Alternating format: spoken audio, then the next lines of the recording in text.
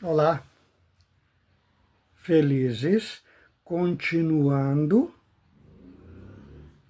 as pessoas que se dizem desviados porque não receberam a palavra pregada pelo Espírito Santo. Porque o homem pregar a palavra é comum. O que não é comum é o homem pregar a palavra e o Espírito Santo falando na boca dele, ou seja, o homem pregar a palavra imbuído do Espírito Santo. E como para ele fazer isso? Ele tem que estar incluído na Constituição do Reino do Messias. Todo país tem a sua Constituição. E qualquer cidadão que está fora da Constituição, ele está fora das regras do país. Então, se ele é um cidadão do país fora da Constituição, ele precisa perder a liberdade de cidadão. E como é que nós perdemos a nossa liberdade de cidadão dos céus? Nós perdemos a nossa liberdade de cidadão dos céus. De novo, isso é gravíssimo. Olha, não tem nada mais grave, não tem nada pior do que a pessoa perder a liberdade de cidadão da Nova Jerusalém, a cidade santa que está em cima de uma nova terra, onde habita Deus, onde está o trono do nosso Deus. Então você chega na nova terra, lá tem um portal, que se nós ficarmos 1000 anos olhando aquele portal, a gente não vê toda a maravilha que tem, é inexpressável, não tem como expressar a beleza que é a entrada da cidade na nova terra. Agora nós temos que saber que para nós mantermos cidadão de um país, nós temos que estar de acordo com a Constituição do país. Para nós mantermos numa igreja, nós temos que estar de acordo com a doutrina apostólica e de acordo com o estatuto da igreja. Então, toda a palavra de Deus é condicionada. Tudo que Deus te prometeu está condicionado a você cumprir a sua parte. O povo que estava vindo do Egito seriam ricos fazendeiros em 40 dias. Já falamos isso aqui. E foi para 40 anos. Dos homens de guerra, que era 600 mil, só entrou 2, Josué e Caleb. Por quê? Porque foram os únicos que seguiram, até porque eles estavam preocupados, eles estavam ocupados, eles estavam auxiliando Moisés. E quem está ocupado na obra, quem está ocupado na graça, quem está ocupado seguindo a doutrina, ele não tem tempo de fazer outras coisas. Quer um exemplo? Sim. Davi. A única vez que ele não foi na guerra, ele cometeu um ato muito esquisito, que é um projeto de Deus, mas a nosso olho é muito esquisito. Então, mente desocupada é oficina de Satanás. Está lá na Bíblia. Então, essas pessoas, eles ficaram na igreja, ficou na igreja, muita promessa que Deus vai te dar, que Deus vai fazer, que Deus vai acontecer, que você vai ter aquilo. Esperou, contribui, paga lá, vai lá, passa lá, deixa lá, vai lá. Contribuíram, gastaram um dinheirão, tem pessoa que, principalmente, o lugar onde tem a doutrina da prosperidade. Isso é anticristo. Cristo não está nisso. Cristo prometeu riqueza para quem? Para ninguém. Prometeu bênçãos. Bênçãos é uma coisa. Eu vou citar de uma maneira simples. Eu peço para Deus um grande salário, Deus me dá. Eu já vi muita gente receber um grande salário e não voltar mais na igreja. Mas eu já vi muitos que pegam um grande salário, começam a ganhar muito dinheiro, começam a ter dinheiro, daqui a pouco as vaidades pegam e não volta mais na igreja. Ou Deus perdeu ele, ou Deus tem que tomar outras medidas. Então nós não podemos pedir grandes salários, nós temos que pedir o dom da prosperidade. O Senhor Jesus fez duas promessas. Uma, aquele que crê e for batizado será salvo. Na estrela de Davi está escrito assim, que é a promessa do Senhor Jesus. Buscai o reino de Deus e a sua justiça, que é o triângulo para cima, e as demais coisas ele nos acrescentará, que é o triângulo para baixo do homem físico. Então, ele está prometendo bênçãos, sim, mas bênçãos desde que nós cumpra a nossa parte no tratado. Então, se você está pensando que você vai levando as coisas de qualquer maneira, a surpresa é muito desagradável. A surpresa, olha, quantas pessoas que a gente vê, você vai ganhar dinheiro, vai ganhar dinheiro, vai ganhar dinheiro, daqui a pouco vai parar na cadeia. Por quê?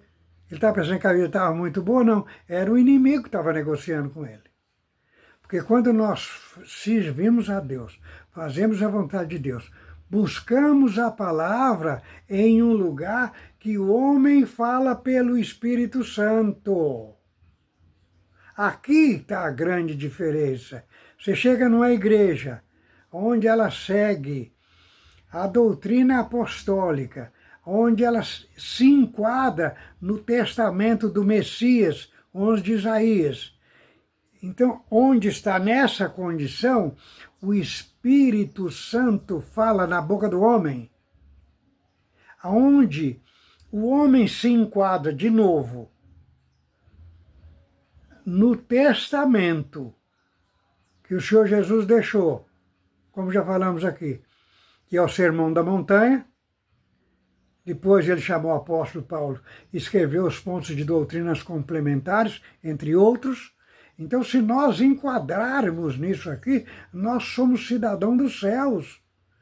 Nós somos fazendo parte, então, cidadão dos céus com direito à luz de Cristo. O que é a luz de Cristo? É eu enquadrar na doutrina, viver a doutrina, servir a Deus na doutrina, dando bom testemunho. Olha, o bom testemunho, a pessoa que não tem o dom de evangelista, tem muitas pessoas, conheço muitas, que evangelizam dando um bom testemunhos. A gente vai conversar com os vizinhos para ele falar, olha, aquilo ali é uma mulher de Deus, aquilo ali é um homem de Deus. Olha, é um exemplo. Isso é viver uma vida de cidadão da Nova Jerusalém, cidadão dos céus. Não vamos esquecer, lá no céu tem 3 livros. O da vida, onde está o nome daqueles que vivem, embora fraco, mas esforçando e tendo bom ânimo para se enquadrar na doutrina do cidadão dos céus. E no estatuto da igreja, também é muito importante. Estão criando novidade por aí agora. Novidade é da terra. Então estão criando novidade dentro das igrejas. Está cheio de novidade. Isso é coisa da terra. Por quê? Porque nós não buscamos novidades, nós não vivemos novidades, nós buscamos boas novas de vida eterna, boas novas de salvação e passamos para o povo para combater as novidades da terra. E se você está criando estatuto novo para você, você está criando a sua própria condenação. Não se engane. E o Senhor Jesus já avisou. Na vinda dele vai ter muita surpresa. Vai ter aquele que todo mundo fala, aquilo ali não é nem crente, ele não vai para o céu. Mas ele está lá cuidando da vidinha dele, sofrendo, batalhando, lutando, vem na igreja e se esforça. Cuidado, para você não ver ele subir e você ficar aqui embaixo, com as suas novidades, pensando que você é dono da igreja, pensando que a igreja é sua, pensando que você pode criar doutrina ou criar lei. Você não morreu na cruz? Quem está te ajudando a fazer isso é aquele que já sabe que não vai subir. Vamos tomar cuidado. Lá tem o livro da vida, onde está o nosso nome, o livro das crônicas, onde estão as nossas obras, e é bom saber que aqueles que se esforçam e têm bom ânimo, o Senhor Jesus, que é advogado, ou Paráclito é advogado em grego, o Senhor Jesus, que é nosso advogado, ele está sempre nos defendendo ali no livro das crônicas. O João falou isso. Então, livro da vida, onde está o nosso nome, não pode sair. Livro das crônicas, onde estão as nossas obras, e muitas, se sair é bom, porque nós somos todos atrapalhados, sem entendimento. E o livro da memória. Quem está no livro da memória ressuscitará no último dia para vergonha e desprezo eterno. Quem está no livro da vida ressuscitará no último dia para gozo e repouso eterno. Veja para onde você está colocando o seu nome. Não porque eu sei o que eu estou fazendo, porque agora tem que ser assim. Agora eu criei uma regra. Para fazer isso tem que fazer aquilo. As regras que você criou estão te mandando para o inferno. Não se engane. As regras que você criou é a mesma coisa que alguém criar uma lei que fere a Constituição Federal. Essa lei não existe. Então, se você está criando regra que fere o Estatuto do Messias, 11 de Isaías, e que fere o Estatuto da Igreja, você está fora da Igreja. Não se engane. Olha, Judas, inclusive, participou da última Santa Ceia. Mas ele era ladrão, ele era traidor, ele era falso. Então, naquela época, todo mundo tinha medo de Pedro. Porque Pedro tinha uma espada afiada e ele não pensava duas vezes para tirar ela. E tirava e usava. Porque quando ele viu que eles iam prender o Senhor Jesus, ele lançou a mão da espada. Ele não quis nem saber o que ia sobrar para ele. O Senhor Jesus foi lá com o senhor e falou: Pedro, guarda a sua espada. Então todo mundo tinha medo de Pedro. O perigo estava em Judas, que abraça, dá um beijo e dá um tapinha nas costas. Vamos tomar cuidado, não se engane, vamos esforçar para nós fazer a nossa parte, vamos esforçar para o Senhor. Olha, o sinal é claro.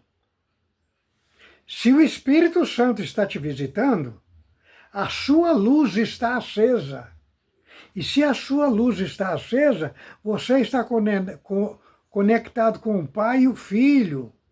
Então hoje, por exemplo, o culto online, perdeu a conexão, acabou o culto. Mas se você está conectado, você assiste o culto todo, se a sua conexão é boa com o culto online, que é um bom exemplo, você está assistindo o culto todo, que maravilha. Agora, se você perdeu a conexão lá em cima, eu falo sempre, inclusive quando Deus me dá oração na igreja, eu falo sempre, a enfermidade na carne nos aproxima de Deus.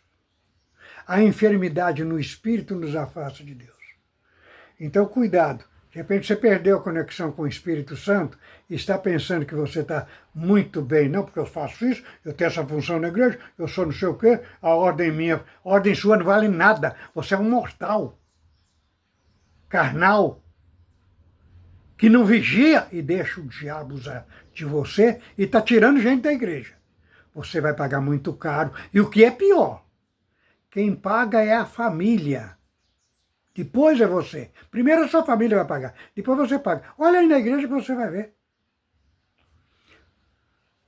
Curta, compartilhe e nos ajuda a divulgar o nosso canal. Outra coisa, muito importante. Se você assiste o meu canal, ele não enche o seu telefone, tá? Porque ele está no YouTube e não no seu telefone. Deus que nos abençoe.